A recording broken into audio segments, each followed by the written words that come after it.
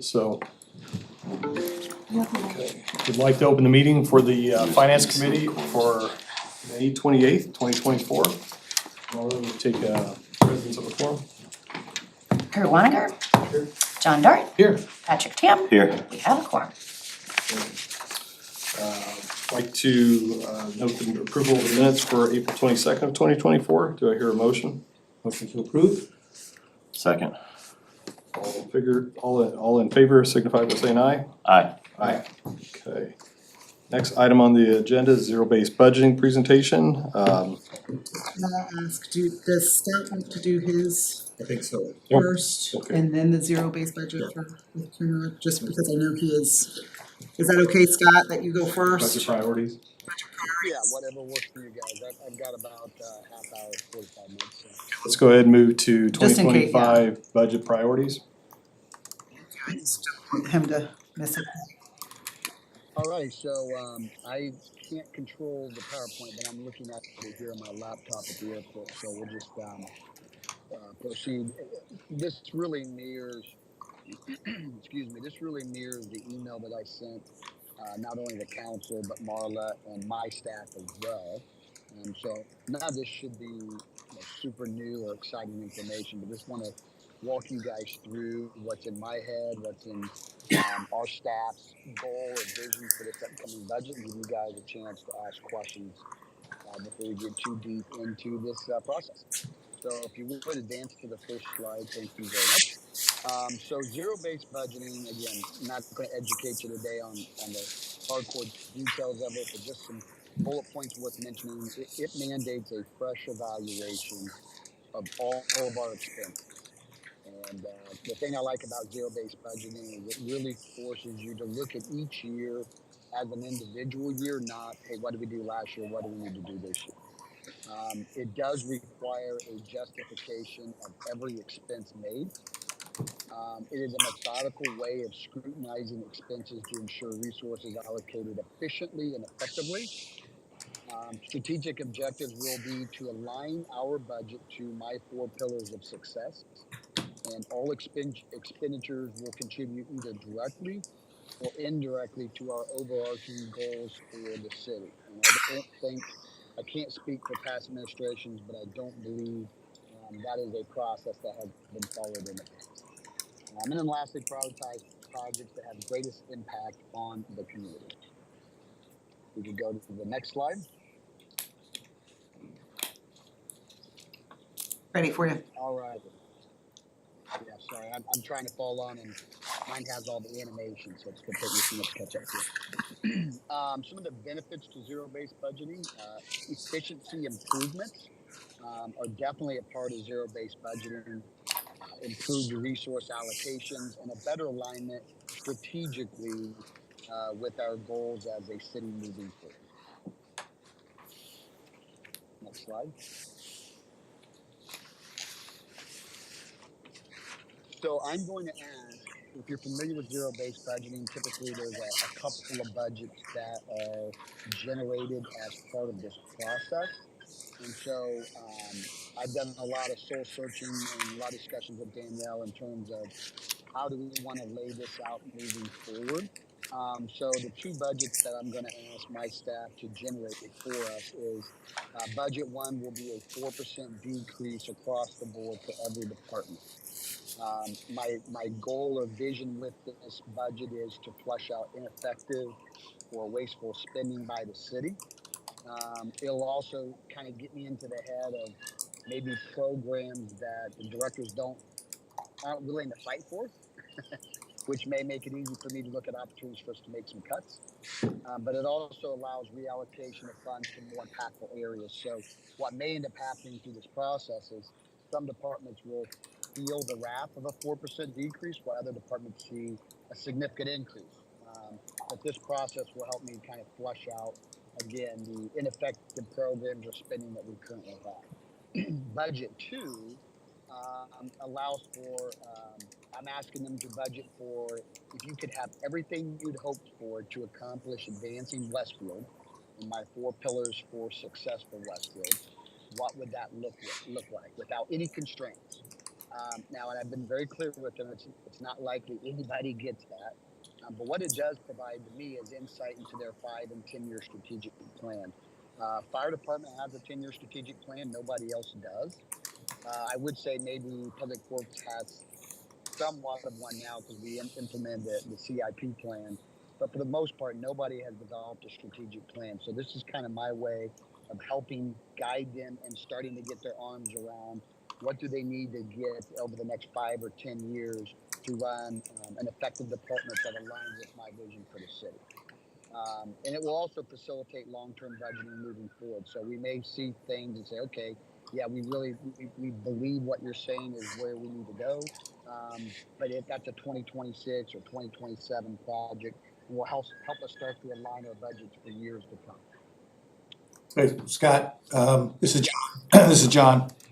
On the budget two, I think it's also important that if you're asking for requests without constraints, it should also come with justification for the request. A significant justification, because I think that will be the list of exceptions that you would likely use to say, you know what? We're gonna do this with the economic development team, and we're gonna do this with the legal team, and we're gonna do this with the Parks and Recreation team. Not everybody's gonna win, as you know, but you'll find out real quick where the passion is if they have to truly justify it in it. And a lot of those requests will go away when it's kind of hey, I'd love to have this, but When you have to put the effort behind when you it. put the effort behind it, yeah. So- And I think it makes your and Danielle's decision ultimately down the road to makes your decisions easier when you have to have that detail behind it. So just to let you know that, and Kurt and Ben will go over this here in a little bit, but the departments in the clerk treasurer's office already have a description line item, but I had advised our staff to put more description in than just a one-liner. It is a cell that they need to do. Okay. So we'll go over that here and show you what that will look like here in a bit. Scott, will they be preparing budget one and budget two simultaneously, or are they gonna? They're doing both budgets at the same time. And then I'm going to be meeting, Danielle and I are going to be meeting with every single department head. We're going to go through those two budgets. I won't make a decision right out of the gate. I want to hear them make their arguments. And then Danielle and I will put some thought into, hey, where do we want to fight for? What do we want to cut? And we'll develop a plan after we've gone through those. We'll be sure that those descriptions that we're going to be mandating for them, you guys get to see that. Just so you have some visibility on what the department heads are thinking. Again, doesn't mean we're going to agree with what they say, but it does give us, again, a better idea of how they see their departments aligning with my vision through various programs or processes in the department. You'll see more of that when Kurt and Ben present. Okay. And just to take this one step further, as we develop a sustainability plan for the city over the next 5 to 10 years, it aligns with what we're doing in year one with this. If you had everything you wanted, what would it look like? It does help us. I know we have no intention of giving every department what they want 100%, but it does help us build a sustainability plan long-term for the city. And Scott, All right. Scott, in your email you sent to the council members, you mentioned no employee increases. How does that gonna work with fire and police, especially with new fire stations? We'll get there. We'll get there in just a second. It's a cap, Great question. public safety. So next, let's go to the next slide for the 4 pillars of success. So you'll notice in the block bullets, those are my 4 pillars: public safety excellence, transparency and accountability, quality growth and livability, empowerment and continuous improvement. So I have provided what I call commander's intent to my staff. Here's the things from our 4 pillars that I want you to think about as you build out your budget. I'm not going to tell them how to get there. I'm just going to give them my overall intent, and I'll wait to hear and see from them how they can best support that through their budget.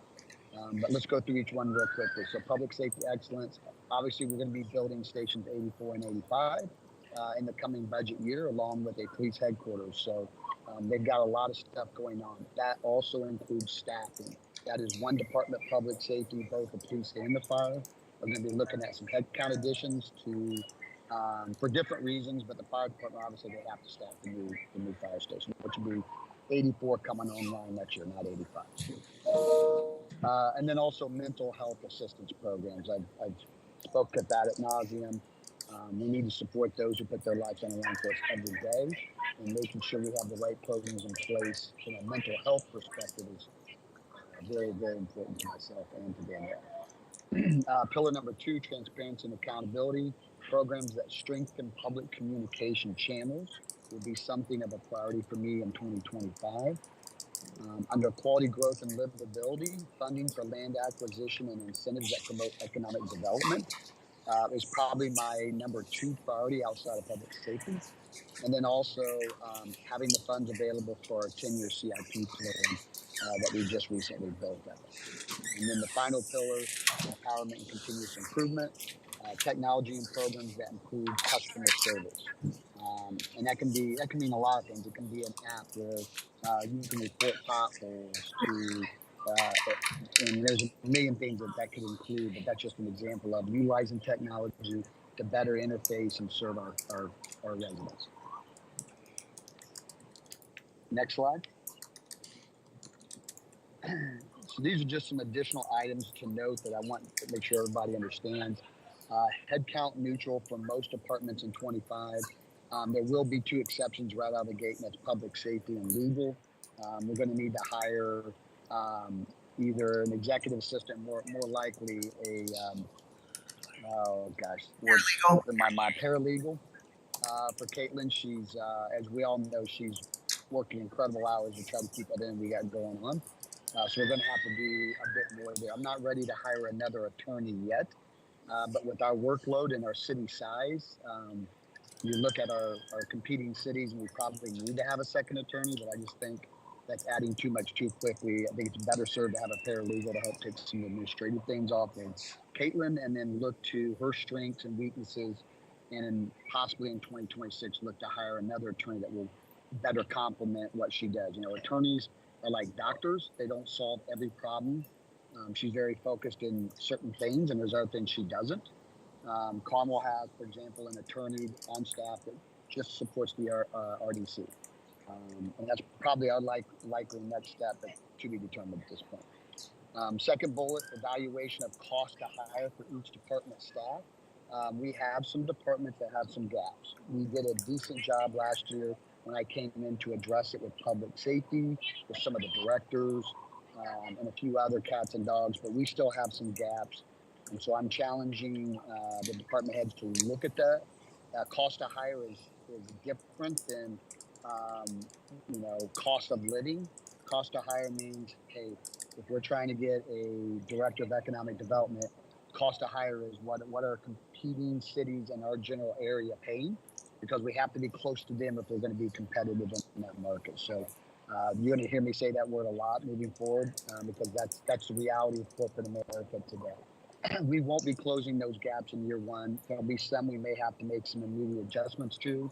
There'll be other departments where we say, hey, we hear you, but that's a 5-year strategy that you've got to figure out. We're not going to get there in one swoop. So we'll once I understand what that data says, we'll certainly communicate that to you at the council. And then this is something I talked about in council, and I talked about when I was running for mayor, and I'm going to implement that now. We are going to move to a performance-based program around merit increases. You're not going to hear cost of living increase, stipends, merit increases. It's going to be one increase, and that will be based on performance. So I'm asking each department head to figure out, if they have $1 million budget for all salaries in their department, next year's increase will be 4% of that. But Danielle and I haven't completely rolled out to them yet what that's going to look like, but there'll be an evaluation process they'll go through. Not every employee is going to get a merit increase. Not every employee is going to get 4%. Some may get 8%.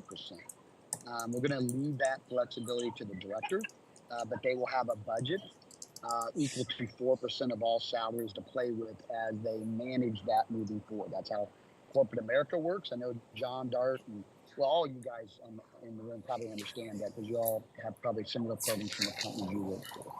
But that's where we're moving. How'd I come to 4%? It's just really, to be honest with you, it was the best guess I had based on where we're at right now. With the economy, that number could go up. Most likely it would go down, not up. But that's the number we're going to start with right now, and more conversations, I'm sure, are coming around that. So, Scott, this is John again. Is this just a year-end performance, or are you gonna do a mid-year and a year-end? And the reason I ask is that you may not be ready to do that yet, but the reason I ask is that, if communication is not, solid with the department head and the associate gets blindsided at the end of the year that they're not performing, and then they get upset when they get a 2% raise versus a 4%. But in real performance-based compensation, there shouldn't be any surprises. And maybe that's what You're absolutely right. you're working No, you're absolutely right, and that's the piece that we don't have. We have not put that together yet. We're working on it, and I am very confident we'll have something before the end of the year that they'll be briefed on. But there'll be some people that are probably going to, in transition, not like how those numbers play out the first year because we don't have a system right now where we do annual performances, and that's something that, quite frankly, needs to change. And we'll have it change before the end of the year, but there'll be a transition associated with that. So, Mayor, this is Patrick, just, I don't know if you could see anything. This question is really for Danielle because I agree with John wholeheartedly. I don't think any of us would disagree with that. The EOS system, because I'm familiar with it, I mean, this is almost monthly, if not. Yes, more it will frequent. become, yes, the EOS system with everything, the accountability chart and the GWC, that will definitely Right. have that worked into it eventually. We're not there yet. I'm hoping that by fourth quarter, we'll start This year, implementing some parts of it. They still already do evaluations, but they're Correct. not of high performers, low performers, that most, but from a evaluations. continuous improvement piece, though, Yes, I think getting to John's yes. absolutely right, and I think the mayor agreed wholeheartedly. If there should be zero surprises where somebody stands. You're doing something. I have a couple departments, smaller departments doing it already, Great, but not, formally. Chris is always ahead. Across the organization. yeah. And please understand that I'll only say this for the clerk's office because the council doesn't have employees. Marla, what you decide to do with your staff is totally up to you. Obviously, we're not going to mandate that or require anything from our end. We're just so we're looking at a 4% increase budgeting wise for each employee. Okay, thank you. I think, Patrick, is that what you were getting to, basically being more objective and set on metrics than being subjective? Yeah, I'm not gonna get into EOS conversation, but I'm pretty familiar with Daniel, just because I have multiple clients and including my own shop that utilizes it, so. That'd be my preference, objective and Yeah. based on metrics. All right, so then the last slide, non-negotiables. So let's talk through that real quickly. Every tax dollar will be allocated. I'm sorry, this isn't my last slide, it's my second to last slide. Every tax dollar will be allocated. Right now, as you all know, we've got millions and millions and millions of unallocated funds in our budget. And there's lots of reasons for it. I'm not here to discuss that or throw anybody under the bus or pass administrations under the bus, but the reality of it is, in zero-based budgeting, every dollar is accounted for. The city tax rate will remain flat in 2024's budget. We won't be raising it, but we won't be lowering it either. And I think I've discussed with you guys in the past why not. Until those fire stations are built and the city starts to slow in growth, where we can start to get our arms around infrastructure, payroll, operating budgets, those types of things, we need to keep that tax rate flat. Right now, we're either the lowest tax rate in Hamilton County or second lowest. I think Fishers may be like 0.05 lower than us, but somebody told me they're going to go higher next year, so we'll see. But we are way below Carmel and way below Noblesville in terms of our tax rate. Dollars will be budgeted, to our rainy day fund. That's just not negotiable either. Now we've got a lot of money in there right now, but we're gonna start spending some of that for infrastructure and economic development. So that will slowly start to dwindle down. But even saying that, we're gonna allocate money into a rainy day fund. I just think it's fiscally the right thing to do. Every dollar spent will support the four pillars of success, either directly or indirectly. If it doesn't, they'll get cut. We got too many things we need to get done right now. We don't need to be spending money on things that don't bring value. Additional appropriations will be frowned upon in 2025. I know this year has been absolutely nuts with appropriations. I hope this is the last one. But when you're taking over a city and you're implementing a brand new vision and a whole different way of looking at life, these things happen. But with the zero-based budgeting process, I'm confident that at a minimum it will be minimal, and our hope is that there'll be. It's not realistic to say there won't be any appropriations because things always happen you don't plan for, and you have to be nimble enough to adjust to it. But I promise you, it won't be for things that we should have known that was coming and that we should have budgeted for. And here's the challenge: is unnecessary padding in budgets. We've talked at nauseam with the staff. I'm hoping that I can dive into the weeds and Danielle can dive into the weeds to ensure this doesn't happen. But this is a problem with zero-based budgeting. You have to be aware of it. There's this panic mode of the mayor doesn't want to do appropriations. Every dollar's got to be budgeted. I better fluff up some stuff to make sure I don't get caught short of funds. I think John, you and I discussed this, and I'll say it for the group as a whole. We're not going to get to truly zero-based budgeting year one. It's going to take us a few years to get these guys trained and accustomed to how this works. Mistakes will be made along the way. That's okay. But we're going to do everything we can to try to get this as close to zero-based budgeting year one as we possibly can. A question, Scott, I don't know if this works in city governments or not, but when we did zero-based budgeting, I agree with all your non-negotiables up here. I think it makes a lot of sense.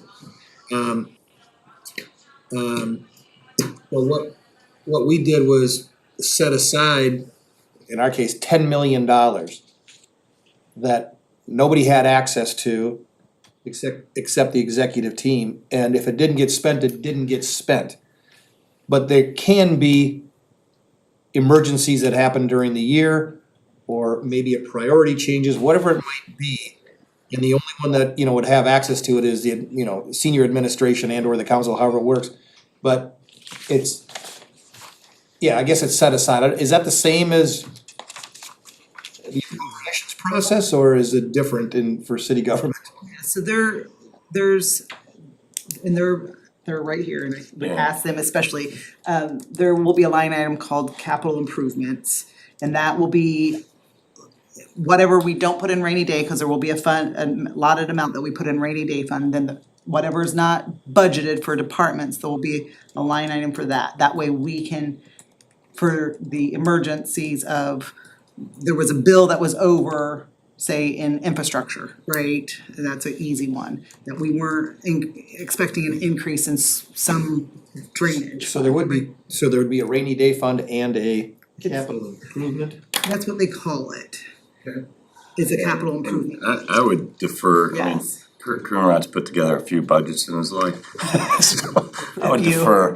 So, but that would be, there's ways to handle that, but I would defer, so. It's not.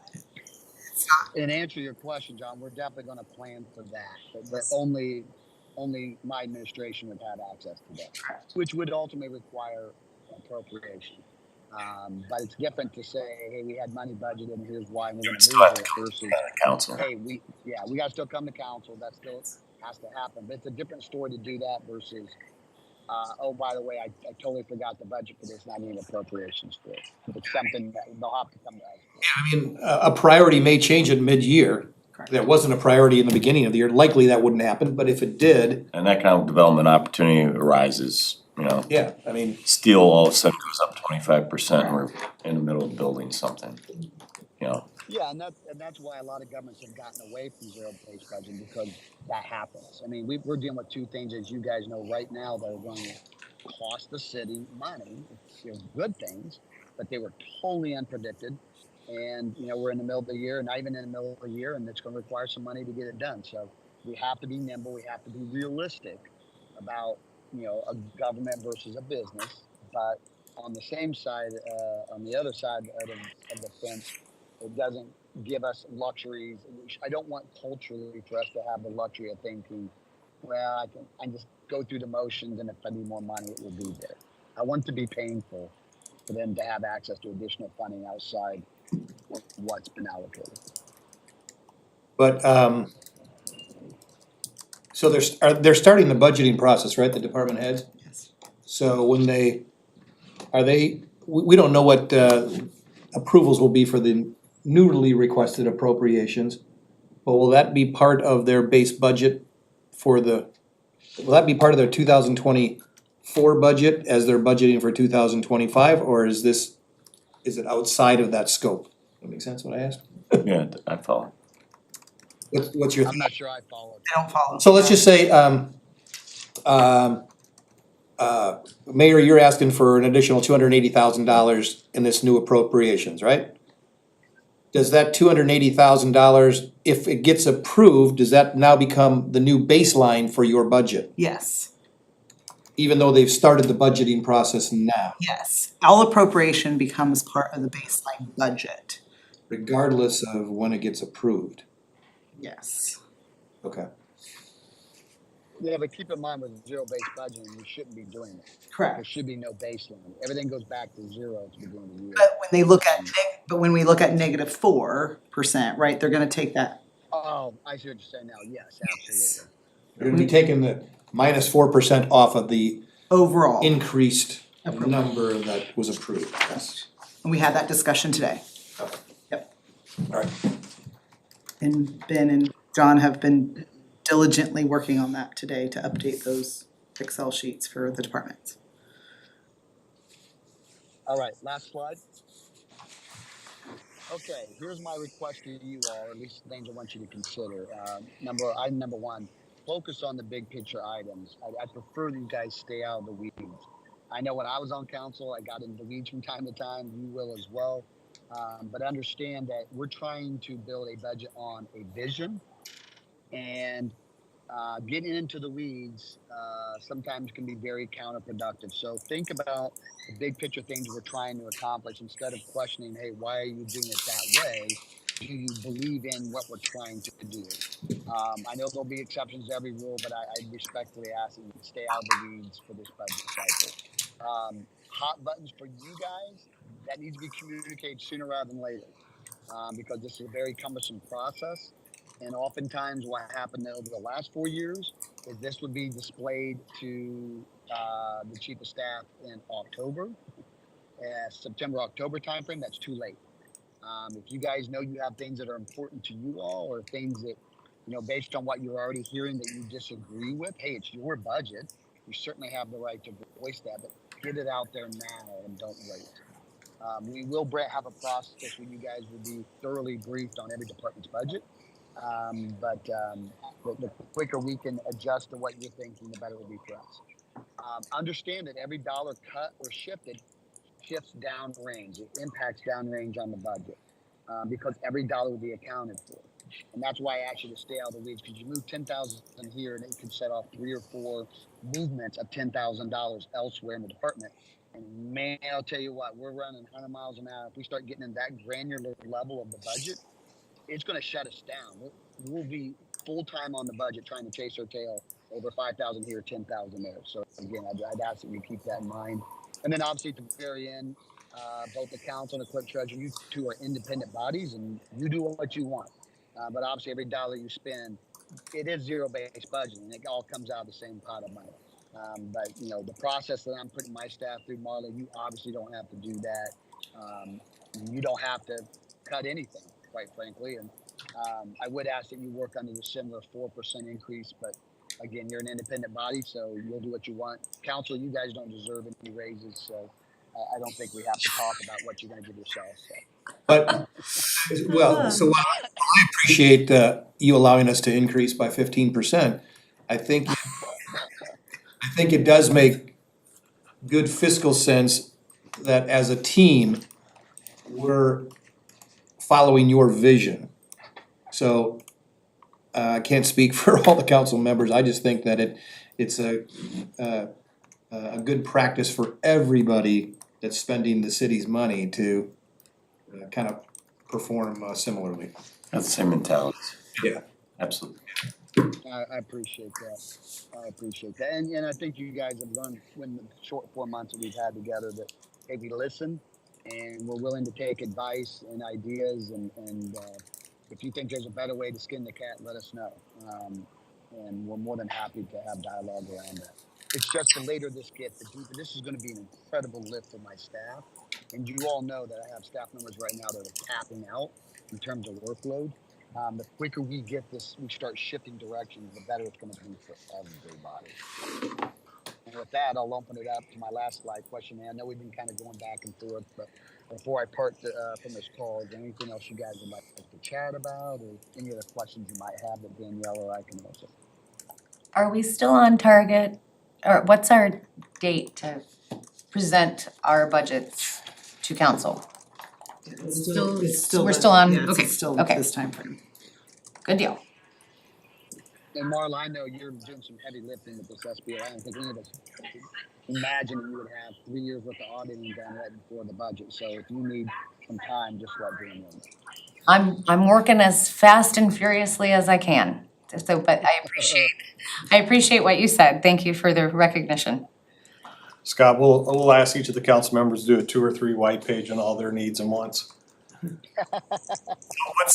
I gave him a dirty look. Yeah, what's the timeline? Kurt's gonna have, turn his in with three number font, they're gonna have that size font.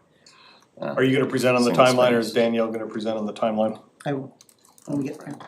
Smart too. Okay, I think we're ready to move on to the timeline. Do you want them to go over the zero-based budget first, or? Oh, they're ready. Yes. Yep, go ahead. Okay, guys, I'm gonna exit this call. Everybody, have a great week. Safe travels.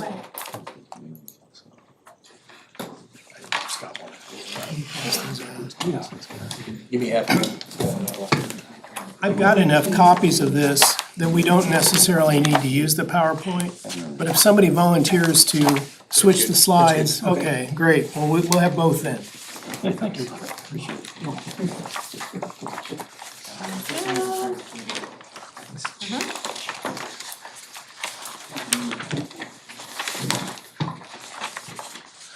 Yes. Guess what? If you can go on to slide 2.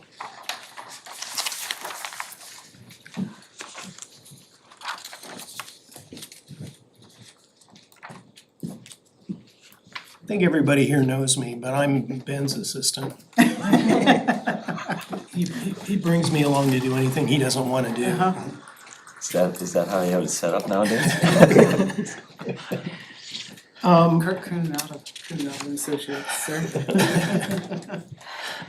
What I've been asked to do is talk about zero-based budgeting generically as it applies to Westfield, but I'm not really speaking in terms of policy for Westfield. But I've tried to tailor this to what I believe the mayor wishes to accomplish. And I should preface this by saying I understand that it's the administration's role to propose a budget. And a lot of the processes of zero-based budgeting would affect what budget gets proposed. But of course, it's the council's role to approve or disapprove or amend the budget. So the purpose of this, what I'm talking about, is much more focused on what the mayor will do up to the point of legally submitting a budget. There are statutory requirements for a mayor to present a budget to a council. And you can work zero-based budgeting around that, but the essential process that's defined by the statute doesn't take into account zero-based budgeting. So the point of all that is, we're not here to say what the council should do other than receive this budget and act in the interest of your constituents. Zero-based budgeting is best described in terms of what it is not. It is not the kind of budgeting that is normally used by units of government and most large private sector entities, which is incremental budgeting. Incremental budgeting is where you start with a base budget. A lot of times it's simply the prior year budget, and you add a predetermined percent. Management gets together and decides, based on inflation or whatever, we're gonna have a 3% increase this year, or 4%, some percentage that's not entirely arbitrary, but it is arbitrary in that it's applied to the whole budget.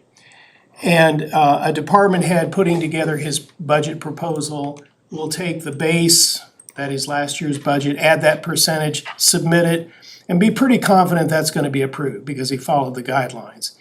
Anyone proposing something different, that's where the discussions tend to take place in that style of budgeting. Zero-based budgeting is exactly the same, except the base is zero. And of course, there really can't be a guideline percentage increase because a percentage of zero is still zero. So in its pure form, zero-based budgeting would require the organization to reconstruct its entire budget, and presumably every year. That allows the focus to be different. Instead of focusing on line items, we get a line item for salaries and a line item for paper clips and a line item for any number of other detailed items. And we look at each one and we say, well, can we cut back on paper clips this year, and what size salary raise are we gonna give? Instead of looking at the budget that way, in zero-based budgeting, starting with zero, I mean literally zero, first questions would be asked like, should this organization continue at all? If so, what should the priorities to be? Should we have all these departments? Do we need them all? If we have 5 departments, what share of our resources should go to each department? And that would probably, in the case of a city, involve bringing together focus groups, polling information, blue ribbon panels, taxpayers, citizens, vendors, to have input into what this newly born creature is supposed to look like. That allow, if you were to be able to do that, it would allow the city to focus on the functions it's gonna perform rather than detailed line items. And then that, of course, ties very nicely into the advancing Westfield idea of the 4 pillars, where every dollar is to be somehow contribute to those 4 objectives. Zero-based budgeting was first conceived in the 70s at Texas Instruments. Texas Instruments at the time was the bleeding edge technology company. Not really anymore, but back then, if you had a handheld calculator, you were in the cutting edge of technology, and that's what they produced. There was an accountant there, young guy in his 20s, named Peter Peer, who came up with this idea of budgeting zero-based. And worked out okay at Texas Instruments. And he was an ambitious young man and took it upon himself to write an article and submit it to the Harvard Business Review. And to his surprise, they printed it. And that put this concept in front of CEOs and consultants nationwide, worldwide really. And it just, today we would say it went viral. It just caught on. Partly because the concept is so simple and easy to explain, but just intuitively, it would seem to solve a lot of management problems. About that same time, another relatively young man was elected governor of Georgia. He was an engineer by trade, by training, and very much a policy wonk, liked getting into the weeds, Jimmy Carter. And he brought Peter Peer to Georgia to introduce zero-based budgeting in Georgia. And then 4 years later, he was president and brought Peter Peer along with him. And the Zero-Based Budgeting Act was passed, and zero-based budgeting was used in Carter's term as president. With mixed success, it turns out the reason that's relevant to us here today is because a lot was learned in that 4 years about what's doable and what isn't. It turned out not to really be doable to literally apply zero-based budgeting to the federal government, at least not in 4 years. But what they did learn by modifying zero-based budgeting and introducing alternative budgets, that was workable. So you could have every federal agency submit essentially its base budget just like they'd always done. They could still do that, but then along with that, they were asked to submit an alternative budget that was the more creative sort of zero-based budget that had in it things or had things removed from it that you wouldn't normally do. And then as those budgets went up the ladder of authority, that gave the higher-ups up to the president a chance to look at alternatives and pick and choose, and the consensus was that some improvements came out of that. Then in the next presidential terms, all of zero-based budgeting was dropped in the federal government, except that one item, the alternatives, that remained for another 12 years. Finally, that was dropped. Zero-based budgeting fell out of favor in the private sector, but it's lately come back. And but in a highly modified form, and probably the most important aspect of it is this notion of presenting an alternative budget. Go to slide 3. What zero-based budgeting can do for us is, because the focus is on functions and objectives and not line items, it lends itself very well to the advancing Westfield effort. I apologize, it should be advancing Westfield, not advanced Westfield. And generically, what zero-based budgeting has always been intended to do is eliminate inefficiencies. In incremental budgets, if you have an inefficiency and you carry forward the budget from one year to the next, presumably, generally, you're carrying forward all those inefficiencies every year. With zero-based budgeting, in theory, if you wipe everything back down to zero and rebuild your budget every year, those inefficient things probably just won't be put back in. So at least in theory, zero-based budgeting should eliminate the inefficiencies and allow new and different ideas that may be better to be introduced. Because the orientation is toward results and not line items, there is a non-fiscal aspect to zero-based budgeting, and that is the notion of performance measures, where, and these lend themselves much more to the private sector than government. But for example, if you're a shoe manufacturer and you're putting your budget together by line item, you'd have a line item for leather and a line item for fabric for shoestrings. And you look at those line items and say, well, can we spend less on leather and can we spend less on fabric?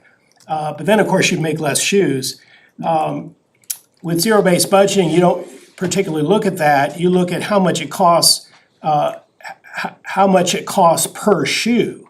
And if you can do a shoe for another 5 cents less and sell it for the same price, you make more money. And the performance measure is literally, as part of the budget, the department would present, here's how many shoes we made last year and how much they cost per shoe. Next year, it's going to be this many shoes and this much per shoe, and it's better, presumably. So that would become part of, even though that's not fiscal, it's not dollars, it becomes a part of the budget process. And then finally, zero-based budgeting in its as close to a pure form as you're going to get will bring in stakeholders, not just the top management, top-down instruction on budgeting, but vendors, in the case of the city, taxpayers, residents, and employees, and management, the management team, to work together to determine what the priorities ought to be. go to slide 4, there's problems with all that. The very first one that everyone runs into is existing assets. You may say that you're starting at 0, and you may have a Excel spreadsheet in front of you that starts with 0, but probably the very first thing you're gonna do is add back in most of what you've already got, because in the case of a city, you've got infrastructure, you're not gonna tear it down and rebuild it every year. You got a trained staff, you're not gonna lay everybody off and hire new people every year. You've got contractual relationships, and in the case of city, you've got statutory requirements, things you have to do, even if they're inefficient. So because of that, a zero-based budget in practice very quickly comes right back to an incremental budget because you add back most of what's already there. Performance measures really don't work very well in government, and the reason is because unlike the shoe manufacturer, we're not selling anything generally. We're giving away stuff free. So how do you really measure the value of an increase in service when you're giving it away? If the police do a better job, however you might measure that, does the city get more revenue? No. Same for almost every department. They can produce more but not get any more revenue, or produce less and not get less revenue. And even if you could get revenue, it'd be hard to value. How do you put a value on an arrest and try to measure that through performance measures? There are ways you can apply performance measures to city activities, but they generally don't relate to the budget, and that's because the revenues are so disassociated from the expenditures. Outside stakeholders, when you bring those people in for focus groups and planning sessions, I've served on a lot of those. You get good ideas. You bring people from outside government in, they've got ideas. Usually on those committees, there's also some people from inside government.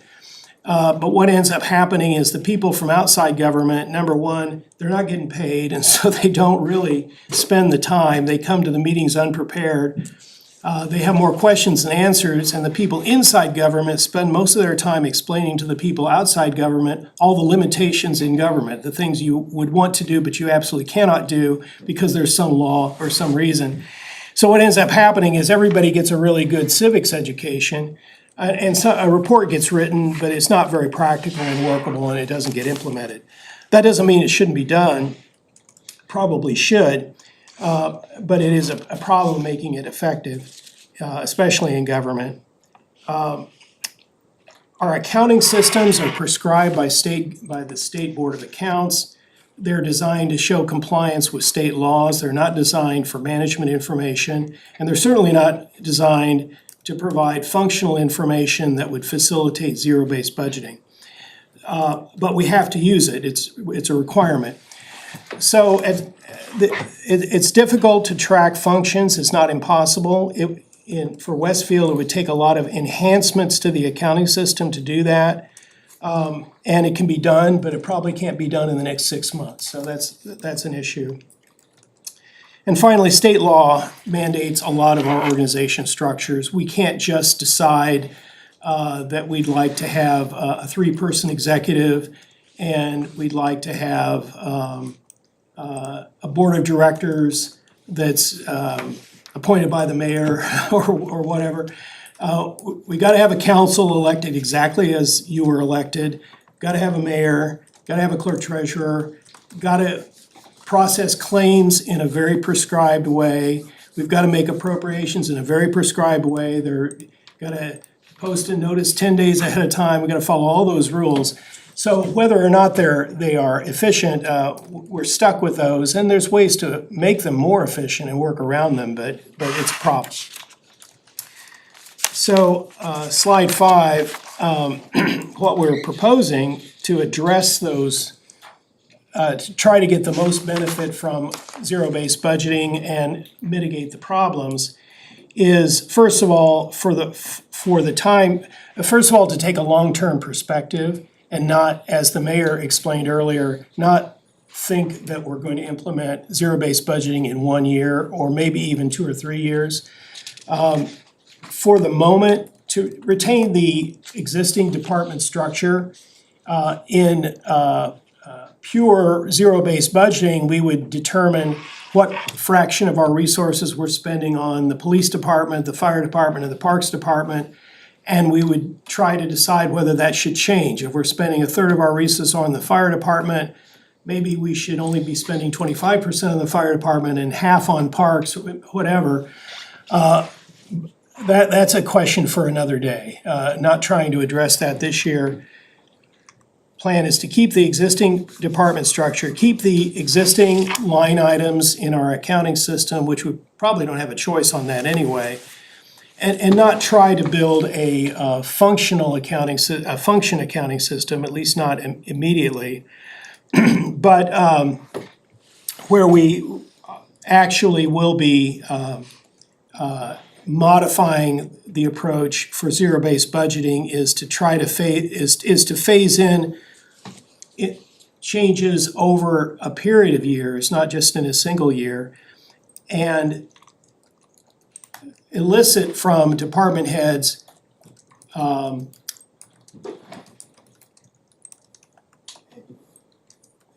their thinking on how functions should change. We'll still have the line items, but asking department heads to give us recommendations on changes in functions, and also to present an alternative budget, at least one, it could be more than one. But, and the mayor described earlier some more detail on how he would do that.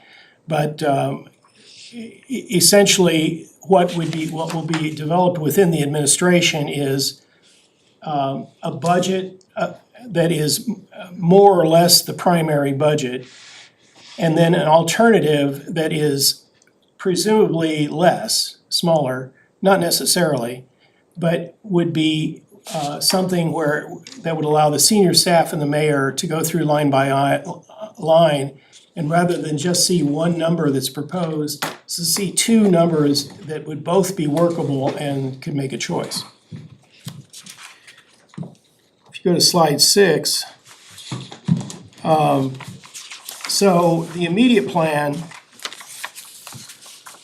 now, I mean, starting today or starting this month, is to no longer present a single alternative to the mayor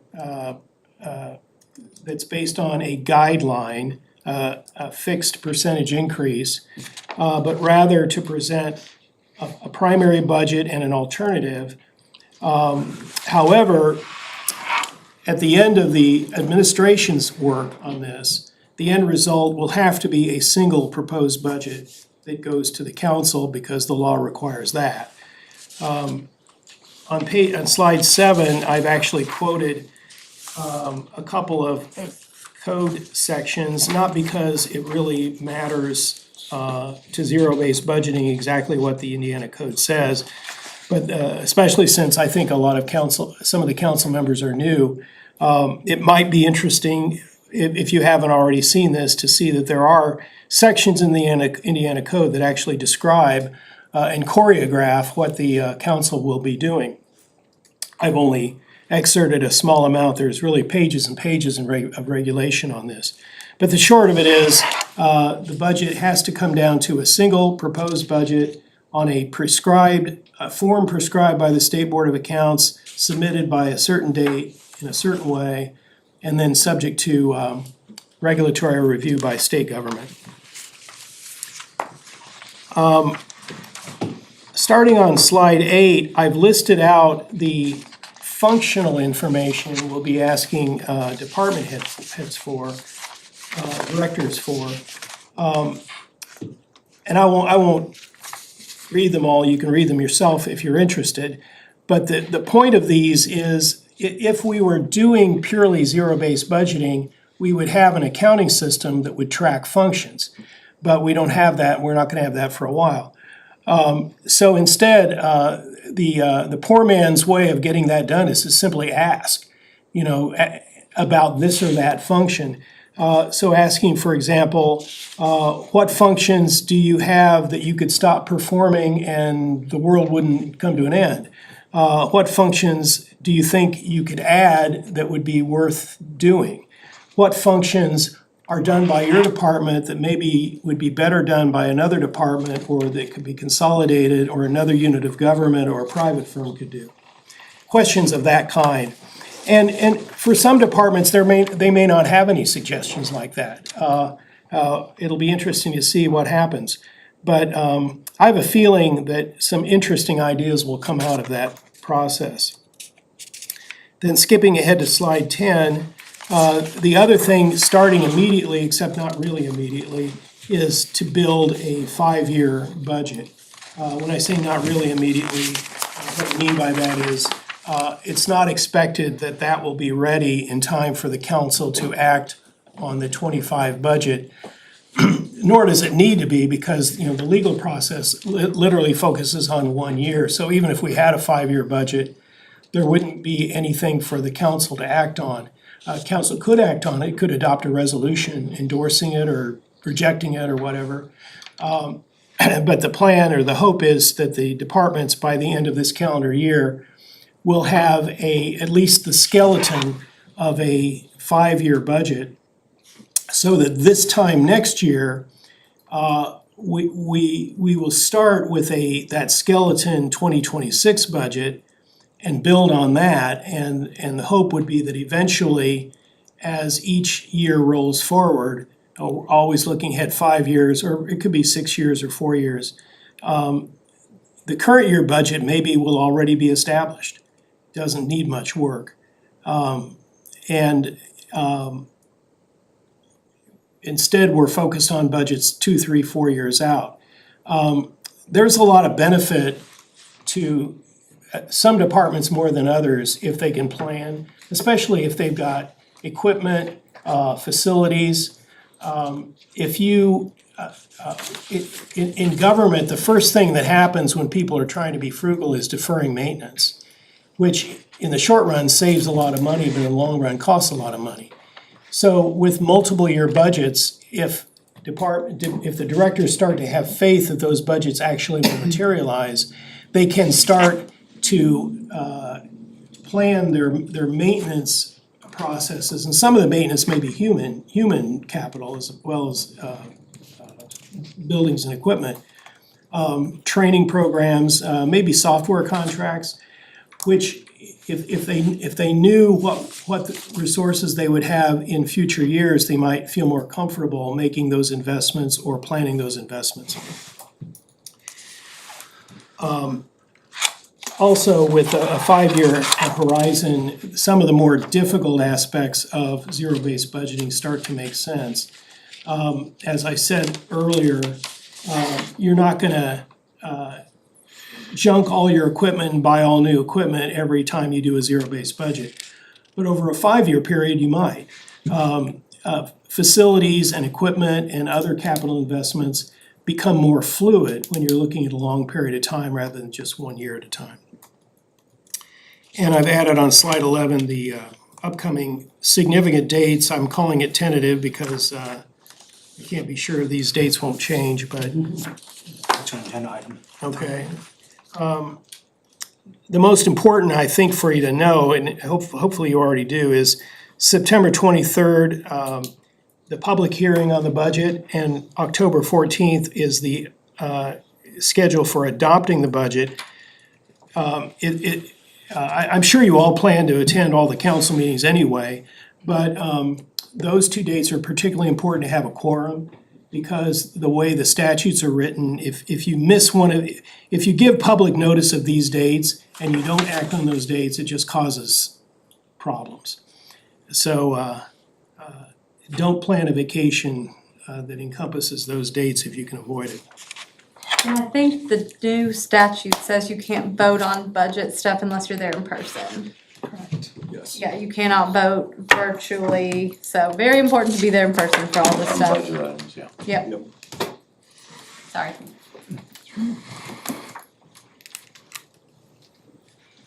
Questions? Thank you. Okay. Good. Yep.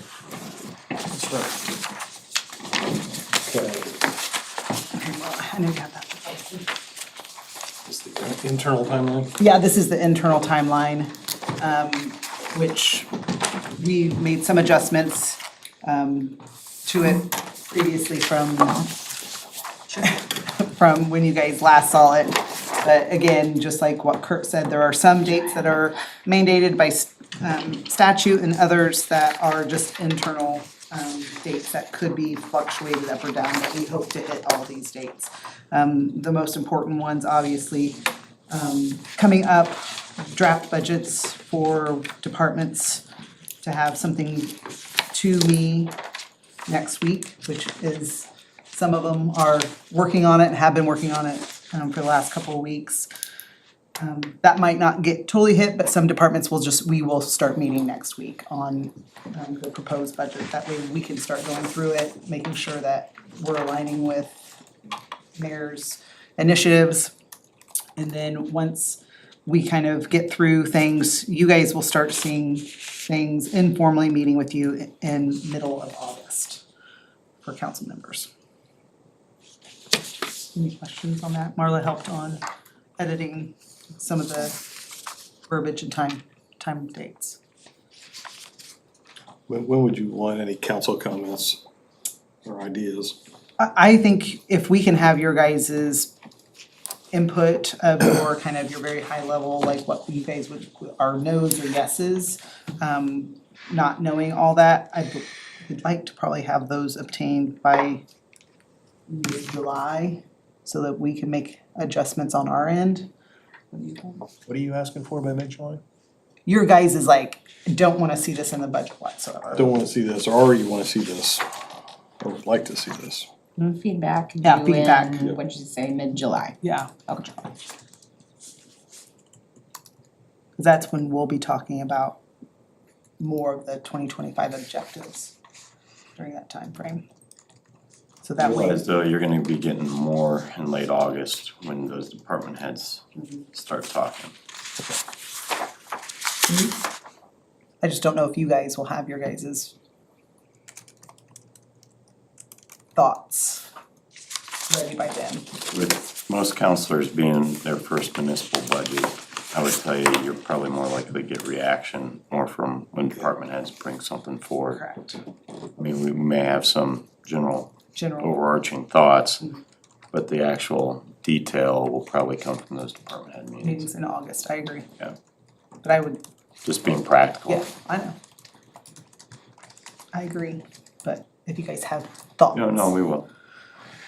Of stuff, so that way we can adjust it within a month before coming to you if there's like an overarching consensus that nobody wants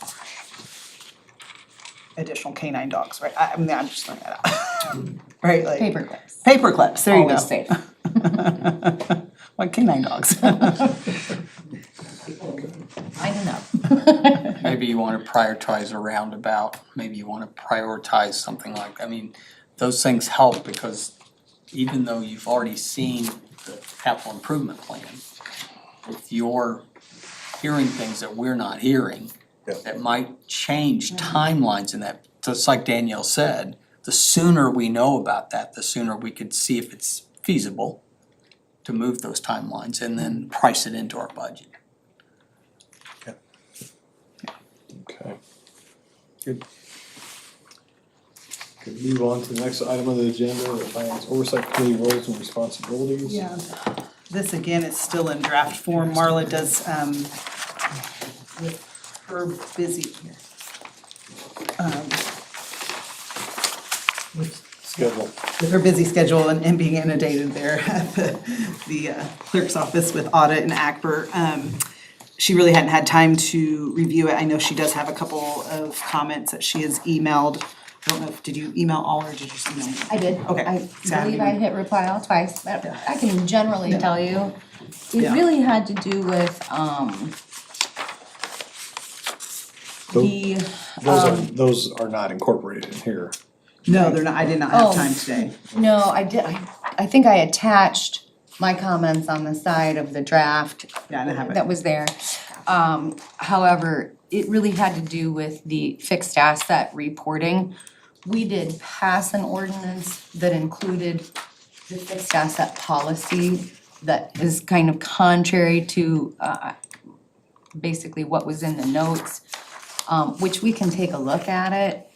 I have to submit it, and I have to sign that I am aware that the document basically is what it is. So if it were put under the auspices of someone else, I don't really feel comfortable saying, sure, whatever they say, right? And so that's kind of actually came up today because that's what we're going through with the auditors right now. So that was really just a comment. I have the ordinance, it is ordinance number 2244. If you guys wanna review that in your free time, we don't have to go through it today. And then there were also like the instructions on Gateway, I felt like they might be helpful for you. Just so you understand what I'm saying is that I do have to attest to this, so to say, well, somebody else can do it and she can just submit it, that's not the requirement of my office currently. So that was on that, and then I think I did not comment on this, but I will tell you one thing, I sent a voluminous amount of information to Caitlin the other day regarding our code of ordinances update. We have a meeting with American Legal later this week to ask for an extension, but I really felt like, I don't know if you agree, but oversight of, hey, this is what we've got.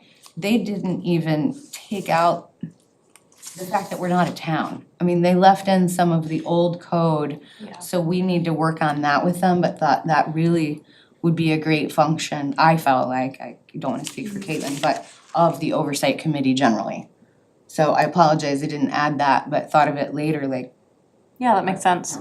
your policy review committee, there's a whole lot of policy there. Yeah, there's a lot. I know we're both so busy that it's going through there. I think getting the extension is Yeah, we haven't necessary. even There's no way. connected on anything again- else that last No. week, so. This was just a draft, just to Yeah. get you guys thinking and to get Marla, just because I wanna do this for every committee that we have, is have a draft roles and responsibilities for everybody, cause that is not the case.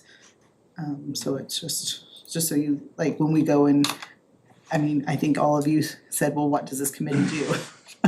Right, and Right, there's just right. like not this 1-2-sheeter type thing for every committee to have. As changes or modifications are made to this, track your changes, so we can see the changes that are being made. So, the only question I had on here was regarding budgets. It says, under responsibilities, review the annual schedule for capital and operating budget preparation and provide that recommendation to the council for approval. So is there another step on the timeline, on the budget timeline for the finance and overview committee to get together, or is it kind of just melding into one? It's the oversight and you guys are the same, As the, oversight and finance committee? yeah, no, I'm saying, it's our responsibility, it's the finance and oversight's responsibility to make a recommendation to the council regarding the budget. Based on the back page. It says, Yes, right? you guys will, I guess what I'm saying is there another step in this timeline that it comes to you guys us first? Or are they kind of melded together? That's all I'm asking. melded together a little bit. I mean, that's a We can- question. Like, I'm used to committees where it was very structured and like the public safety committee would get something and they would vote on it and say, vote to pass to the council or not. I'm not saying, I think we're still in the basic steps of setting up roles and responsibilities, but that's something to think about. Do we Add talk that. about finance things, or do we vote on things and then say, hey, I'm the chair of the finance committee, we voted to pass this to you guys? That's a total revamp of structure. Yes. That's what I've been used to in the past. I'm just, And again, this is a draft just for yeah, no, I'm just conversation. wondering, when department heads informally meet with council members to discuss budgets in August, we still have to go through the same process of no more than two of us Correct. in the room with a department head at the same time. Are there any exceptions to that with an finance and oversight committee? In other words, could the three of us meet with a department, put our thoughts together, and then send the recommendation to the council? Finance committee? I would, Yeah, it would still be Still a be a public public meeting. meeting. Agreed. Still be a Yeah. public meeting. Okay. I think you guys can come together and during a meeting and say, we have all met individually on the budget. We can meet in pairs. Yeah, and but during this function and can say, vote unanimously that you guys support the budget and then go to the council and say the finance committee has met and have everybody's approval. But also, Kurt, is another Kurt, layer. you may have some insight, well, you will have insight in this. Do you see finance committees though also making some suggestions or recommendations, like a body like this, before it goes in front of the full council? Cause I would anticipate that would be potentially a next question. Well, what I think is typical is if there's an ordinance before the council, the president would assign it to a committee. Yep. And the committee would review that ordinance and vote on it and make a recommendation to the full council whether to pass or not. Okay. That's what I Which normally is how see. we could utilize. Yeah. Just making sure.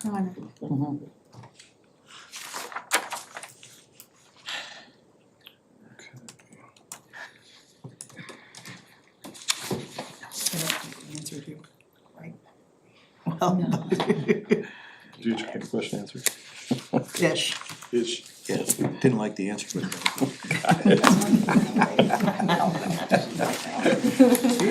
lot of work.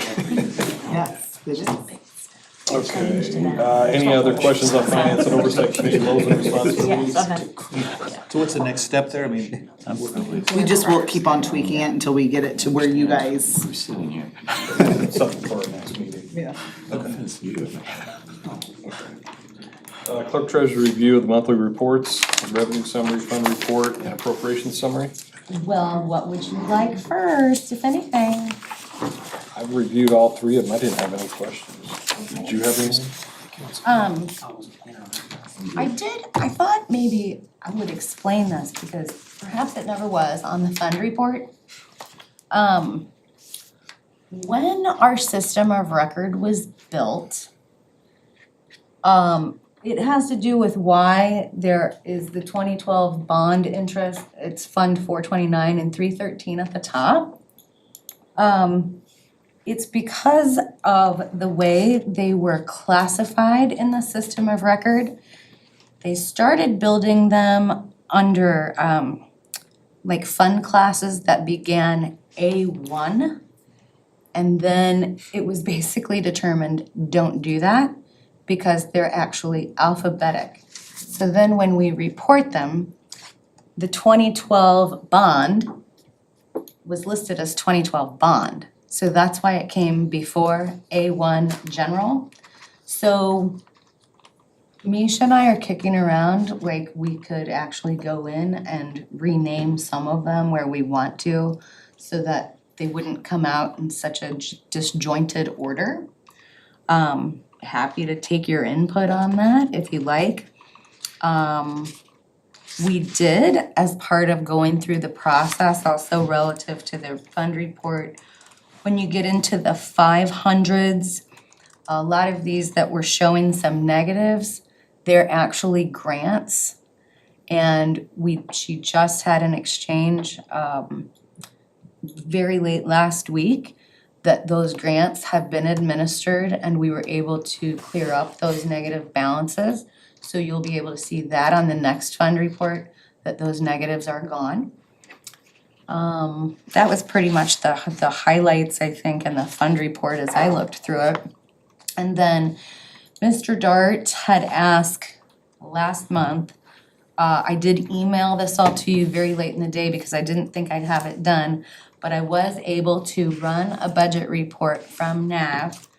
And Ben, if you were on the email, you got it too, and I apologize, I just don't remember off the top of my head right now, but certainly I can send it to you if not. So this is the version that you would have received today, is after the first round of additional appropriations. It's not on the budget because or not on the agenda rather, because it was so last minute. I did print a couple copies whomever wants the paper copy, you're welcome to it, but again, it should be in your email. So I think that will help you really ascertain, okay, where are we now? Where are we going? Which I know you have that on your agenda tonight, and probably won't have time to review that in the next 45 minutes. But we have a lot of lines that don't necessarily need to be in the system of record anymore. It's whatever was being created being created for departments that may or may not have necessarily ever used them, or maybe it's an old bond that's been paid. And so my goal, much like Mr. Coonrod said, would be to eventually have that all cleaned up. But we're talking 10 years worth of funds that were added at some point that now perhaps need to be taken care of, and we simply don't have the capacity or bandwidth to do it, in a vacuum. So it's just gonna take some time, but we have some lofty goals. Hopefully they'll get accomplished. As for the other reports, there was. What time today did you send that? Pardon? What time Maybe 3:45, perhaps. Let me see.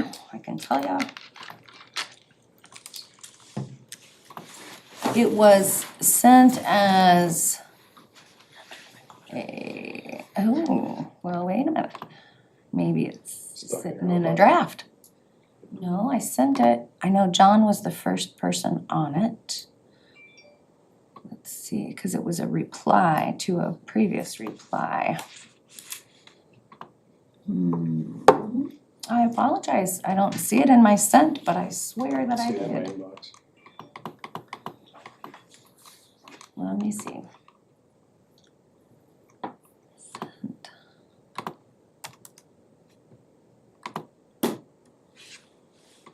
Oh, here We'll it just is. send it to us.